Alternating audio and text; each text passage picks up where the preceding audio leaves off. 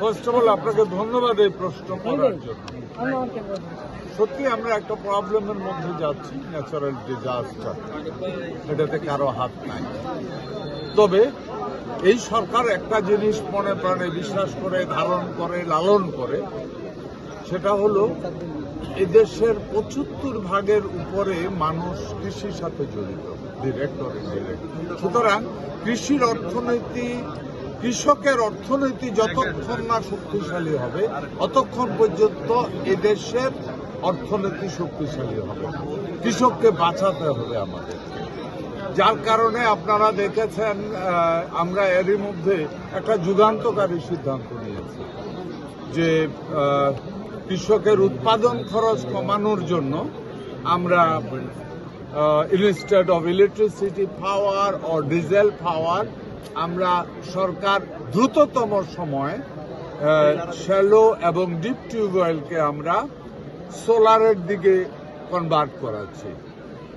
এটা অনেক কস্টলি ব্যাপার, তারপরেও সরকার ডিটারমাইন্ড এর ব্যাপারে, মানে কৃষকের উৎপাদন খরচ যেন কমাতে পারে। দ্বিতীয়ত, হাওর অঞ্চলে এবং এই হঠাৎ বন্যা হয়ে যাওয়া বৃষ্টি কারণে পাকা ফসল, ইভেন আধা পাকা ফসল নষ্ট হয়ে যায়, এখানে কারো কোনো হাত নাই। তারপরেও আমরা একটা প্রজেক্ট আমরা নিচ্ছি, বিশেষ করে হাওর অঞ্চলগুলি আমাদের জন্য অনেক বড় ধান উৎপাদনের একটা ভূমি। এখানে মাইলের পর মাইল শুধু ধান আর ধান উৎপাদনের জন্য এগুলিতে বিভিন্ন ধরনের বেড়িবাঁধ আছে, যেটাতে হঠাৎ করে পানি আসে যেন নষ্ট না করতে পারে। ওই বেড়িবাঁধগুলিকে আরো কত টিকসই করা যায় এটার ব্যাপারে গভর্নমেন্ট অলরেডি প্ল্যান নিচ্ছে। আপনাদেরকে বললে যে আমাদের প্রথম এবং প্রধান টার্গেট হলো খাদ্য স্বয়ংসম্পূর্ণ হওয়া।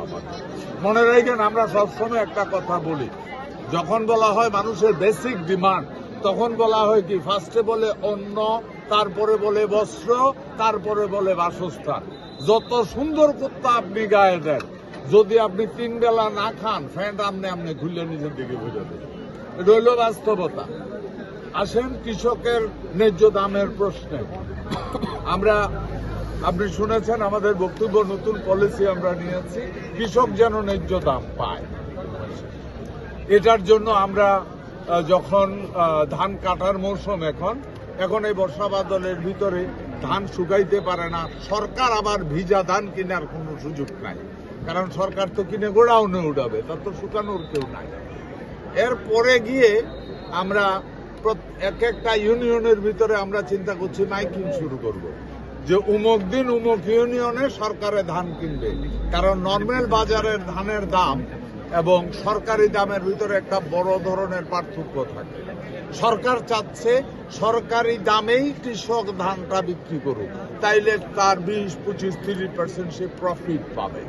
এটা শুধু ধান না, ধান বলেন, তারপরে ডাল বলেন, সবগুলি আইটেমে এই কারণে কৃষক কার্ডের প্রচলন। আসেন আপনার লাস্ট কোশ্চেন যেটা বলেছেন, সেটা হলো এখন যে ক্ষতিগ্রস্ত হয়েছে তাদের জন্য আমরা কি করছি। আলহামদুলিল্লাহ, গভর্নমেন্ট এরই মধ্যে একটা ফান্ড আমরা জোগাড় করেছি। এই ফান্ড আরো আমরা বাড়ানোর চিন্তা করছি। যে সমস্ত কৃষক চরমভাবে ক্ষতিগ্রস্ত হচ্ছে, হয়তোবা তাদের সম্পূর্ণটা সাবসিডাইজ করা গভর্নমেন্টের পক্ষে এই মুহূর্তে সম্ভব হবে না, কিন্তু গভর্নমেন্ট শুরু করতে চায় যতটুকু সম্ভব ওই ক্ষতিগ্রস্ত কৃষকের একটা সাবসিডি দেওয়া, যেন সে এই মুহূর্তে কঠিন একটা একটা দুঃসময়ের ভিতরে পড়ছে, এটা যেন ইনস্ট্যান্টলি কিছু হইলো তার মানসিক একটা সাপোর্ট আসে। গভর্নমেন্টের মূল টার্গেট কৃষকের লাভজনক করতে হবে, যতটুকু সম্ভব কৃষকের সাবসিডি দিতে হবে। আমি সবগুলি প্রজেক্ট বললাম আপনাদেরকে। ইনশাআল্লাহ দোয়া করেন, আমরা কৃষক কার্ডটা 2-3 বছর হয়তো লাগবে, ফুললি যখন সাকসেস হবে তখন অনেকগুলি জিনিস আর থাকবে না।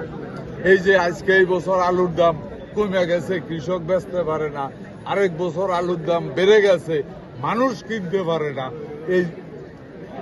এই গ্যাপগুলি কমে যাবে।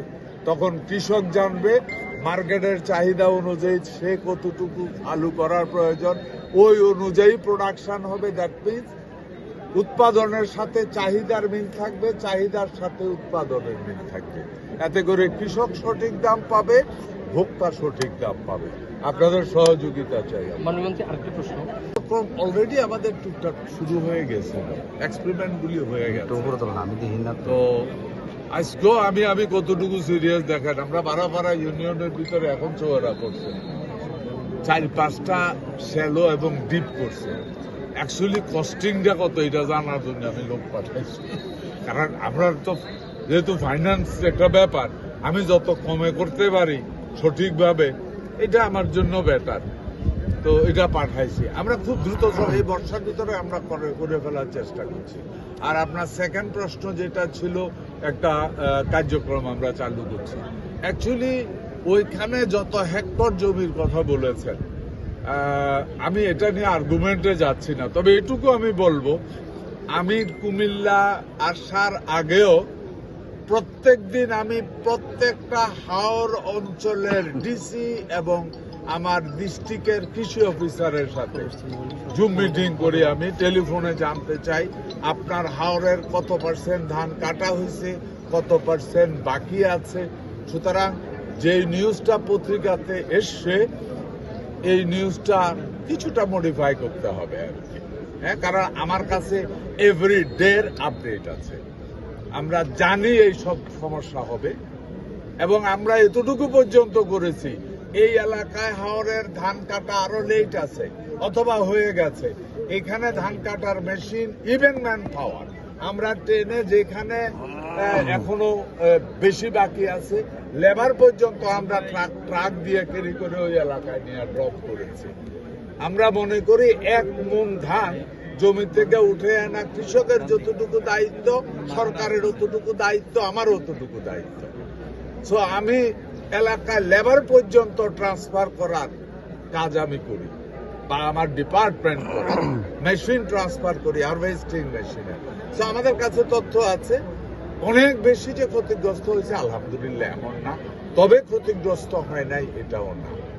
কারণ হাওর এলাকার পানিটা হয় কি, পানি আসতেছে বইলা পিছনের দিকে ফিরবেন, সামনে তাকায় দিবেন 6 ইঞ্চি বেড়ে গেছে। এটা হয় হাওরের পানি, খুব কঠিন ভাবে বাড়ে, তো কিছু ক্ষতিগ্রস্ত হয়েছে। আমরা লালমাই পাহাড়ের এদিকে তো এই যে এরা টিপু এবং সদর দক্ষিণের ইয়েনো সাহেব গুঙ্গাজুরি নদীটা, এরা আমাদের ব্লক দিয়া, এই বাড়া দিয়া, এই করা সে করা অনেক কিছু করছে। ভদ্রলোক কি মেশিন বলে এটারে, ব্যাকো মেশিন দিয়া কাইটা ছিঁড়া সব রেডি করতেছে, পানি দ্রুত কমে যাচ্ছে। আমরা এখানে তো জলা না, একটু ডাউনল্যান্ড, যেহেতু মানে যেতে পারে না, লক হয়ে গেছে। এখন দান তো আর এটা বুঝবে না। হ্যাঁ, সো আর সেকেন্ড হলো, আমরা যারা রিয়েলি অনেক ক্ষতিগ্রস্ত হয়েছে তাদেরকে 3 মাসের জন্য আমরা খাদ্য বান্ধব কর্মসূচিতে নিয়ে আসছি। কত % লোক হবে জানি না, এটা করবে।